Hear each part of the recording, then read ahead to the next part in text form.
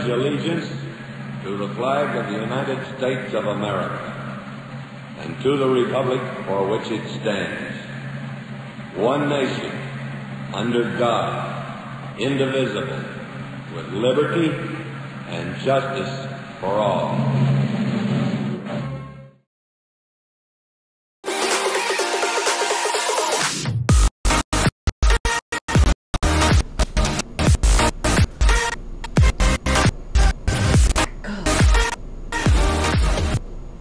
Good morning, Cougar Nation. Today is Monday, February 4th. I am Major Ruiz, and on this day in 1865, Robert E. Lee was named General-in-Chief of the Confederate Forces. Now here's what's going on at Hudson Middle. Hudson Middle sports are back. Boys basketball trials at Paul R. Smith tonight. Good luck. Girls soccer will be at Paul R. Smith tomorrow night. Don't forget to order your yearbook. Spring break is just around the corner, along with the raising price. 8th graders, you have through February to get those baby pictures in. Now for the weather. Good morning, Cougar Nation. Today your weather's going to be like this. It is going to be a high of 67 and a low of 50. It's going to be partly cloudy, 10% chance of rain. The wind will be 8 miles per hour, and the humidity will be 68%. And now for a funny joke. What is fast, loud, and crunchy? A rocket chip. Wow, what a funny joke. Rocket chip. It's only to motivate your fun day. It doesn't matter how slowly. It doesn't matter how slowly you go as long as you do not stop. The ATP video for the body show will play after the news. Don't forget to go to schedule day. Remember, we're going to be kind and smile more. Hi, I'm Kurt Browning, Pasco County Superintendent of Schools. Thanks for watching this video. We'll be working with the Sheriff's Office to schedule drills for you to practice the active threat plan later in the school year. The changes to our crisis response plan that we are implementing this year are designed to improve safety in our schools. It's important that you take this seriously because we certainly take your safety seriously. Thanks again and have a great school year. Hi, I'm Pasco Sheriff Chris Nacco. Along with all law enforcement in Pasco County, your school administrators and school board, we want to work with you to make sure that you're safe. The video you're about to watch, it's not meant to scare you, but it's meant to give you information in case of the worst case scenario that could happen in your school.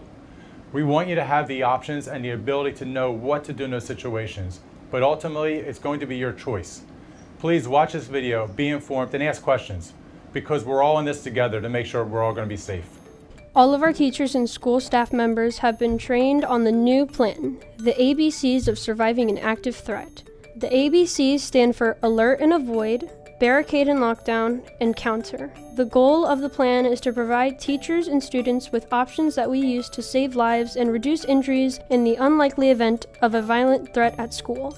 As you learn more about the plan, it is very important that you pay close attention. The next 7 minutes could save your life. A stands for Alert. If you see something or someone that you think is dangerous at school, you should tell your school resource officer, a teacher, or another staff member right away. Do not delay. We should always be aware of our surroundings at school and remember the phrase, see it, report it. Seeing something and reporting it is very important. But you also may become alert to a potential danger through your other senses such as hearing, touching, or smelling. For example, hearing popping noises, possible gunfires, explosions, or other things like that that do not sound normal. Smelling smoke, fire, and other abnormal odors. Some other examples of things that you should always alert a school staff member about include guns, knives, and any other weapons or dangerous objects. Always report fights or suspicious activities or people anywhere on campus. If you see violence, you should notify the first available adult when safe to do so. They will use the school's intercom to make an announcement to activate the active threat plan for the entire campus. If there are no adults present, you will need to decide where is the safest place to be and remain there. If a phone is available, students in this situation should call 911 to report what they are seeing and their current location to the police. It is very important to get help on the way as soon as possible. You should always stop and listen to every announcement at school. It could be something urgent and important for your safety. All alerts must be taken seriously. These announcements will continue throughout the incident to help students and staff take actions to stay as safe as possible. If you see someone with a gun or some other weapon, the first goal is to get out of harm's way as quick as possible. The term avoid may mean evacuating to a safer place or locking down and barricading. This decision is based on where the violence is happening. If there is an active shooter or a violent attacker on campus, you should only evacuate the building if the location of the shooter is known and there is an exit that is easy to get to and will allow you to reach safety while avoiding the attacker.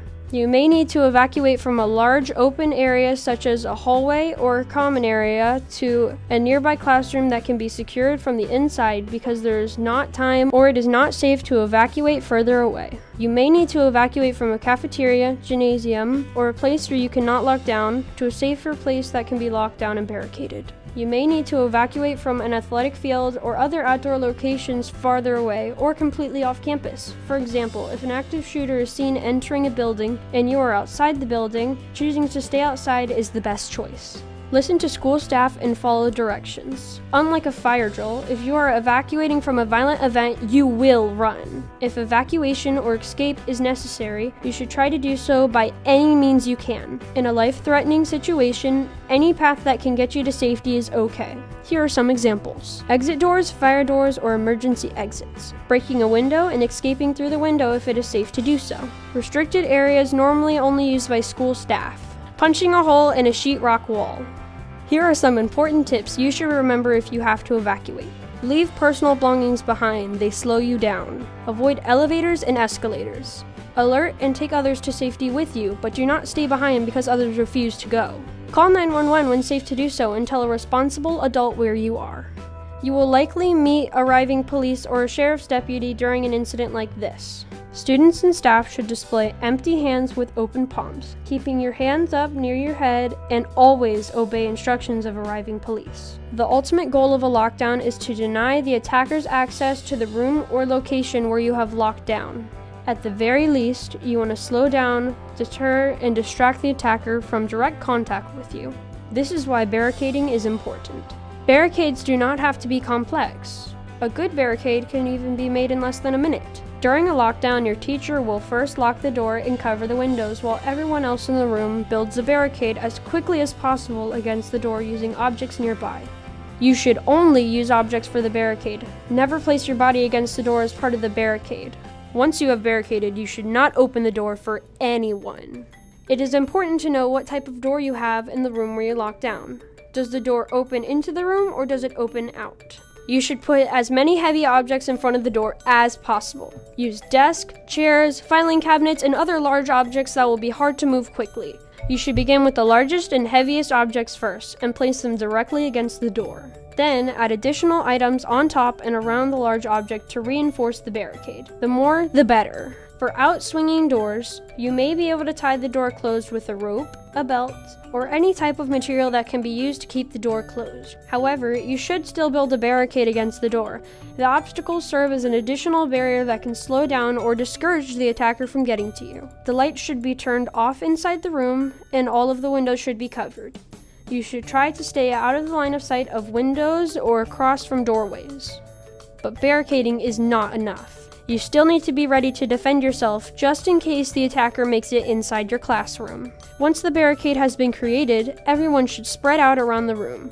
Avoid gathering together in groups and pick up something that can be used to defend themselves and possibly distract the attacker. You can use things like chairs, small furniture, a fire extinguisher, staplers, books, or anything else that you can find.